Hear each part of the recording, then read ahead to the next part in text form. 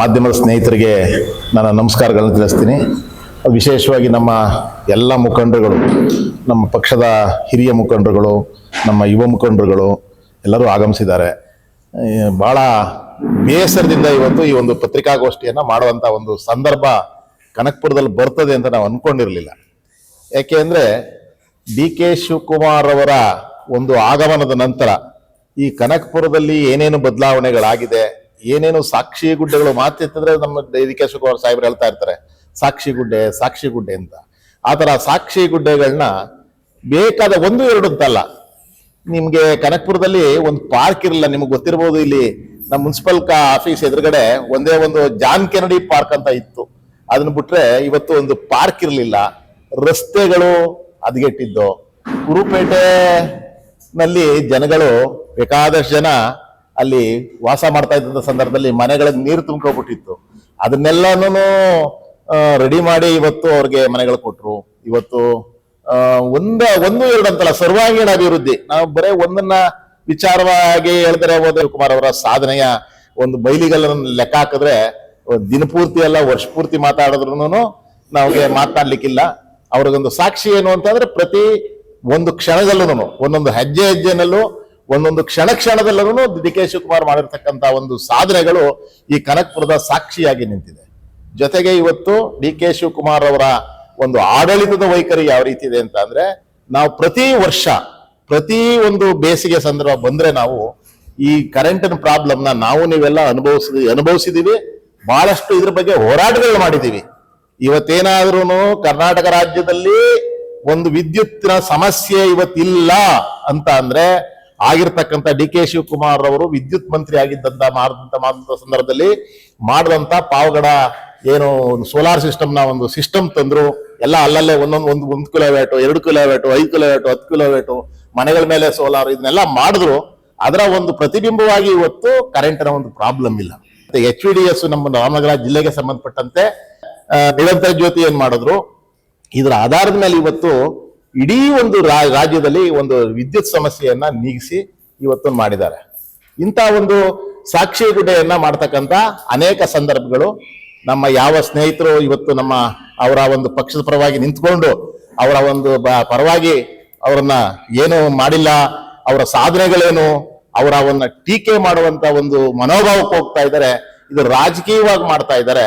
ಅದು ಬಹಳ ಬೇಸರದಿಂದ ಖಂಡಿಸ್ಬೇಕಾಗ್ತದೆ. ಯಾಕೆಂದ್ರೆ ಯಾವತ್ತೂ ಮಾಡ್ತಕ್ಕಂಥ ಕೆಲಸಗಳಿಗೆ ದ್ವೇಷ ಪಡಬಾರ್ದು, ಬಹಳ ಸಂತೋಷ ಪಡ್ಬೇಕು. ನಮ್ಮವರು ಮಾಡ್ತಾವ್ರಲ್ಲ ಅನ್ನುವಂತ ಒಂದನ್ನ ಬಹಳ ಮನೋಭಾವ ಇರಬೇಕು. ನಾವು ಈಗ್ಲೂ ನಮ್ಮ ಸನ್ಮಾನ್ಯ ದೇವೇಗೌಡರನ್ನ ಪ್ರಧಾನಿ ಮಾಡಿದಂಥದ್ದು ಕಾಂಗ್ರೆಸ್. ಮತ್ತೆ ಇವ್ರನ್ನ ಒಂದು ಮೊದಲ ಬಾರಿಗೆ ಕುಮಾರಸ್ವಾಮಿ ಅವರನ್ನ ರಾಜ್ಯದ ಮುಖ್ಯಮಂತ್ರಿ ಮಾಡಿದ್ದು BJP ಒಂದ್ಸರಿ, ನಮ್ಮ ಕಾಂಗ್ರೆಸ್ ಒಂದ್ಸರಿ. ಯಾವಾಗಲೂ ಸ್ವತಃ ಬಲದಿಂದ ಮಾಡ್ಲಿಲ್ಲ. ಈಗ ಅಲ್ಲಿಂದ ನೇರವಾಗಿ ಅಲ್ಲಿಂದ ನಾವು ಇದನ್ನ ವಿಚಾರ ಮಾತಾಡ್ತಾ ಹೋದ್ರೆ ಬಹಳಷ್ಟು ಆಯ್ತದೆ. ಈಗ ಪ್ರಸ್ತುತ ಇರತಕ್ಕಂತ ಒಂದು ಸಮಸ್ಯೆ ಬಗ್ಗೆ, ಆಗ್ತಾ ಇರ್ತಕ್ಕಂಥ ವಿಚಾರಗಳ ಬಗ್ಗೆ ಮಾತಾಡೋದಾದ್ರೆ, ನಿಖಿಲ್ ಕುಮಾರಸ್ವಾಮಿ ಅವರು DK ಶಿವಕುಮಾರ್ ಅವ್ರ ಬಗ್ಗೆ ಮಾತಾಡಿದ್ರು. ಸ್ಟೇಟಸ್ ಏನು ಅಂತ ಕೇಳಿದ್ರು ಅನ್ನುವಂತ ವಿಚಾರ. ಈ ಸ್ಟೇಟಸ್ ಏನು ಅನ್ನೋದು ಏನು ಸ್ಟೇಟಸ್ ಅಂದ್ರೆ, DK ಶಿವಕುಮಾರ್ ಅವರಾಗ್ಲಿ, ನಾವಾಗ್ಲಿ ಇಲ್ಲಿರ್ತಕ್ಕಂಥ ಅನೇಕ ಮುಖಂಡರುಗಳು ನಮ್ಮ ಹಿನ್ನೆಲೆಗಳು ಯಾರೂ ಏನು ನಾವು ರಾಜ ಮಹಾರಾಜರ ಕುಟುಂಬದಿಂದ ಬಂದಂತವರಲ್ಲ. ಈಗ ಎಲ್ಲರೂ ಬೇಕಾದಷ್ಟು ನಮ್ಮ ಪುರುಷೋತ್ತಮ ತಾಲೂಕ್ ಪಂಚಾಯತಿ ಅಧ್ಯಕ್ಷರಾಗಿದ್ದಾರೆ, ಬಸಪ್ಪನವರು ಜಿಲ್ಲಾ ಪಂಚಾಯತಿ ಅಧ್ಯಕ್ಷರಾಗಿದ್ದಾರೆ, ನಮ್ಮ ಮುನೇಶ್ವರ ಉಪಾಧ್ಯಕ್ಷರಾಗಿದ್ದಾರೆ, ಇವತ್ತು ಗ್ಯಾರಂಟಿ ಅಧ್ಯಕ್ಷರಾಗಿದ್ದಾರೆ, ಮುನ್ಸಿಪಲ್ ಅಧ್ಯಕ್ಷ. ಇಲ್ಲಿ ನೋಡಿದ್ರೆ ಅಧಿಕಾರದ ವಿಕೇಂದ್ರೀಕರಣ ಎಷ್ಟು ಮಟ್ಟಿಗೆ DK ಶಿವಕುಮಾರ್ ಅವರು ಮಾಡಿದ್ದಾರೆ ಅಂತ ಅಂದ್ರೆ ಅದಕ್ಕೆ ಅನೇಕ ಸಾಕ್ಷಿಗಳಿದೆ. ಅದಲ್ಲದೆ ಬೇಕಾದಷ್ಟು ಮುಖಂಡರುಗಳನ್ನ ಬೆಳೆಸಿ ಆ ನಾಯಕತ್ವದ ಗುಣವನ್ನ, ನಾಯಕತ್ವ ಎಲ್ಲಿ ಇದ್ರೆ ಒಬ್ಬ ನಾಯಕ ಆದವನ್ಗೆ ಅನೇಕ leader is one who create the leaders ಅಂತಾರೆ. ಯಾರು ನಾಯಕತ್ವನ್ನ ಬೆಳೆಸ್ತಾರೋ ಅವರು ನಾಯಕರು ಅಂತಾರೆ. ಇಲ್ಲೇನಿದೆ, ಎಲ್ಲರ ಬೇರೆಯವರ ಅಧಿಕಾರವನ್ನ ಅನುಭವಿಸಿ ತಮ್ಮ ಕುಟುಂಬದಲ್ಲೇ ಇಟ್ಕೊಳ್ಳುವಂತ ಒಂದು ಪರಿಪಾಠವನ್ನ ಬೆಳೆಸ್ಕೊಂಡಿರ್ತಕ್ಕಂಥ ಸನ್ಮಾನ್ಯರ ಬಗ್ಗೆ, ಅವರ ಬಗ್ಗೆ ಬಹಳ ಒಂದು ಏನೋ ಸಾಧನೆಗಳನ್ನ ಮಾಡಿದ್ದಾರೆ ಅನ್ನುವಂಥದ್ದನ್ನ ಹೇಳೋದು ತಪ್ಪಾಗ್ತದೆ. ಇವರಿಗೆ ಬಹಳಷ್ಟು ಅವಕಾಶ ಇತ್ತು. ಇದೇನು ಸನ್ಮಾನ್ಯ ಕುಮಾರಸ್ವಾಮಿ ಅವರು ಇದೇ ಭಾಗದ MP ಆಗಿದ್ರು. MP ಆಗಿದ್ದಾಗ ಅನೇಕ ಕಾರ್ಯಗಳನ್ನು ಮಾಡಬಹುದಾಗಿತ್ತು. ಮತ್ತೆ ಈ ಒಂದು ರಾಮನಗರದ ಶಾಸಕರಾಗಿದ್ರು, ಮುಖ್ಯಮಂತ್ರಿ ಆಗಿದ್ರು, ಚನ್ನಪಟ್ಟಣದ ಶಾಸಕರಾಗಿದ್ರು, ಮುಖ್ಯಮಂತ್ರಿ ಆಗಿದ್ರು. ಸಾಧನೆ ಮಾಡಬಹುದಾಗಿತ್ತು. ಸಾಧನೆ ಮಾಡೋದಕ್ಕೆ ಯಾರ ಅಡ್ಡಿಯನ್ನೂ ಇರಲಿಲ್ಲ. ಸಂದರ್ಭಗಳಲ್ಲಿ ಈಗ ಈಗ ಪ್ರಸ್ತುತ ರಾಜ್ಯದ ದೇಶದ ಕೈಗಾರಿಕಾ ಮಂತ್ರಿಗಳಾಗಿದ್ದಾರೆ. ಮಂತ್ರಿಗಳಾಗಿರೋದಕ್ಕೆ ಬೇಕಾದಷ್ಟು ಅವಕಾಶ ಇದೆ. ಈ ತರ ಅವಕಾಶಗಳಿದ್ದಂತಹ ಸಂದರ್ಭದಲ್ಲಿ ಸಹಾಯವನ್ನ ಮಾಡದೆ ಬರೀ ಜಾತಿಯ ಬೆಂಬಲದ ಮೇಲೋ ಅಥವಾ ಒಂದು ಭಾವನಾತ್ಮಕ ಕ್ರಿಯೇಷನ್ಗಳನ್ನ ಮಾಡೋದ್ರ ಮೂಲಕನೋ, ಜನಗಳ ಒಂದು ಮನಸ್ಸನ್ನ ಕೆಡಿಸೋದ್ರ ಮೂಲಕನೋ, ಜನಗಳ ಅಭಿಪ್ರಾಯಗಳನ್ನ ಪಡ್ಕೊಂಡು ಜನಗಳಿರ್ತಕ್ಕಂಥ ಮಾನಸಿಕ ದೌರ್ಬಲ್ಯಗಳನ್ನ ಬಳಸ್ಕೊಂಡು ಅವರು ರಾಜ್ಯಭಾರವನ್ನ ಮಾಡ್ತಾ ಇದಾರ, ಅಧಿಕಾರವನ್ನು ಅನುಭವಿಸ್ತಾ ಇದ್ದಾರೆ ಹೊರತಾಗಿ ಇವ್ರಿಗೆ ಇನ್ನೂ ಗೊತ್ತಿಲ್ಲ ಇಲ್ಲಿ ಯಾರವರ ಬೆಂಬಲಿಗರಾಗಿ ನಿಂತ್ಕೊಂಡಿದ್ದಾರೆ ಅಂತ. ನಾನು ಇನ್ನೂ ನನ್ನ ವೈಯಕ್ತಿಕವಾಗಿ ನಾನು ಹೇಳ್ಬೇಕಾದ್ರೆ ನನಗಿನ್ನೂ ಹತ್ತಿರವಾದಂತ ಸಂಬಂಧ ಯಾರಿಗೂ ಇಲ್ವೇನೋ. ಇಲ್ಲಿ ಇರ್ತಕ್ಕಂಥ ಈಗಿರ್ತಕ್ಕಂಥ JDS ಮುಖಂಡರುಗಳು ಅಂತ ಇದಾರಲ್ಲ, ಪಾರ್ಟಿಯನ್ನ ಕಟ್ಟಿದ್ದು ಅವತ್ತು ಒಂದು ಹತ್ತಿರದಲ್ಲಿದ್ದೋ, ಯಾತಕ್ ಬಿಟ್ಟೋ ಪಾರ್ಟಿ, ಯಾಕೆ DK ಶಿವಕುಮಾರ್ ಅವ್ರನ್ನ ಬೆಂಬಲಿಸ್ತೋ, ಯಾಕೆ DK ಶಿವಕುಮಾರ್ ಅವರ ಒಂದು ಹಾದಿಯಲ್ಲಿ ನಾವೆಲ್ಲ ಹೋಗ್ತಾ ಇದೀವಿ ಅನ್ನುವಂಥದ್ನ ಅರ್ಥ ಮಾಡ್ಕೋಬೇಕು. ಇವ್ರೇನಂದ್ರೆ ಇದು ಇವ್ರು ಮಾಡ್ತಾ ಇಲ್ಲ, ಇವ್ರ ಕೈನಲ್ಲಿ ಸನ್ಮಾನ್ಯ ಮೇಲೆ ಇರ್ತಕ್ಕಂಥ ಕುಮಾರಸ್ವಾಮಿ ಅವರು ಇರ್ಬೋದು ಅಥವಾ ಇನ್ನೊಬ್ರು ಇರ್ಬೋದು, ಇವರೆಲ್ಲ ಮಾಡಿಸ್ತಾ ಇದ್ದಾರೆ. ಅದನ್ನ ಇವ್ರು ಏನು ಸ್ಟೇಟಸ್, ಇವ್ರ ಸ್ಟೇಟಸ್ ಅನ್ನ ನೋಡಿ.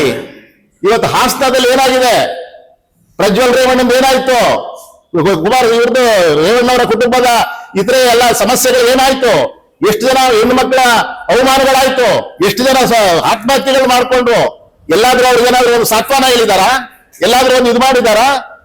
ಏನು ಮಾಡಿಲ್ಲ. ಏನು ಮಾಡದೇ ಇರ್ತಕ್ಕಂಥವ್ರನ್ನ ಸ್ಟೇಟಸ್ ಏನು ಅಂದ್ರೆ ಹೌದು ಏನ್ ಸ್ಟೇಟಸ್ ಇದನ್ನ ಹಾಕೊಳ್ಳಿ ಸ್ಟೇಟಸ್ಗೆ, ಬೇಡ ಅಂದವ್ರು ಯಾರು? ಇದನ್ನೇ ಅವ್ರ ಸ್ಟೇಟಸ್ ಅನ್ನೋದಾದ್ರೆ ಸ್ಟೇಟಸ್ ಇದನ್ನೇ ಮಾಡ್ಕೊಳ್ಳಿ, ಬೇಡ ಅಂದವ್ರು ಯಾರು? ಅಂತವ್ರನ್ನ ಬೆಂಬಲಿಸ್ತಕ್ಕಂಥವ್ರಿಗೆ ಇವ್ರ ಹಿನ್ನೆಲೆಗಳೇನು ಅನ್ನೋದನ್ನ ನೋಡ್ಕೋಬೇಕಾಗ್ತದೆ. ಇಂಥ ಒಂದು DK ಶಿವಕುಮಾರ್ ಅವರು ಇವತ್ತು ಈ ರಾಜ್ಯದ ಉಪಮುಖ್ಯಮಂತ್ರಿಯಾಗಿ ಇನ್ನೂ ಅನೇಕ ಹುದ್ದೆಗಳನ್ನ ಈ ರಾಜ್ಯಕ್ಕೆ ಒಂದು ತಮ್ಮ ಕೊಡುಗೆಯನ್ನ ಕೊಡುವಂತ ಒಂದು ಮಟ್ಟಕ್ಕೆ ಇವತ್ತು ಬೆಳೆದಿದ್ದಾರೆ.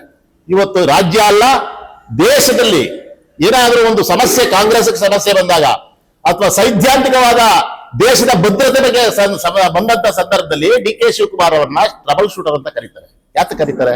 ಸುಮ್ನೆ ಬಂದ್ಬಿಡ್ತದ ಎಲ್ಲರಿಗೂ ಹೆಸರು? ಬರೋದಿಲ್ಲ. ಅದಕ್ಕೆ ಅನೇಕ ಒಂದು ನಿದರ್ಶನಗಳಿದೆ, ಅನೇಕ ಉದಾಹರಣೆಗಳಿದೆ, ಅನೇಕ ಸಮಸ್ಯೆಗಳನ್ನ ಬಗೆಹರಿಸಿದಂತ ಒಂದು ಕೀರ್ತಿ ಅವ್ರಿಗೆ ಐತೆ. ಯಾವುದೇ ಒಂದು ಉಪಚುನಾವಣೆ ಆದ್ರೆ ಕಾಂಗ್ರೆಸ್ ಅನ್ನ ಮತ್ತೆ ಮತ್ತೆ ಗೆಲ್ಲಿಸ್ತಕ್ಕಂಥ ಶಕ್ತಿ ಇರ್ತಕ್ಕಂಥದ್ದು DK ಶಿವಕುಮಾರ್ ಒಬ್ಬರಿಗೆ. DK ಶಿವಕುಮಾರ್ ಅವರ ಬಗ್ಗೆ ಮಾತನಾಡಕ್ಕೆ ಅವ್ರಿಗೆ ಯಾವ ರೀತಿಯ ನೈತಿಕ ಹಕ್ಕು ಇಲ್ಲ, ಯಾವ ರೀತಿಯ ಒಂದು ಕಟ್ಟ ಕಡೆಯ ಹಕ್ಕು ಇಲ್ಲ. ಅವ್ರಿಗೇನಾದ್ರೂ ಇದ್ರೆ ಹೊಟ್ಟೆ ಕಿಚ್ಚಿಗೆ ಮಾತಾಡ್ಬೇಕೆ ಹೊರತಾಗಿ ಬಾಕಿ ಏನೂ ಇಲ್ಲ. DK ಶಿವಕುಮಾರ್ ಅವ್ರ ಬಗ್ಗೆ ಮಾತಾಡದ್ದಲ್ದೆ ಮೊನ್ನೆ ಯಾರೋ ಇಲ್ಲಿ ಸ್ಥಳೀಯ ಮುಖಂಡರುಗಳು ಅನ್ನುವಂತ ಬೋರ್ಡ್ ಹಾಕೋತಾರೆ. ಅವ್ರಿಗೆ ಹೆಂಗೆ ಏನೇನಕ್ಕೆ ಮಾತಾಡಿದ್ರು, ಯಾರವ್ರ ಕೈಲಿ ಮಾತಾಡ್ಸಿರೋ ಅಂತ ಗೊತ್ತಿಲ್ಲ. ಇದು ದೊಡ್ಡವರು ಏನೋ ತಿಳ್ಕೊಂಡವ್ರೆ. ಅಲ್ಲಿಂದ ಸನ್ಮಾನ್ಯ ದೇವೇಗೌಡರ ಬಗ್ಗೆ ನಮಗೆ ಅಪಾರವಾದ ಗೌರವ ಯಾವಾಗ್ಲೂ.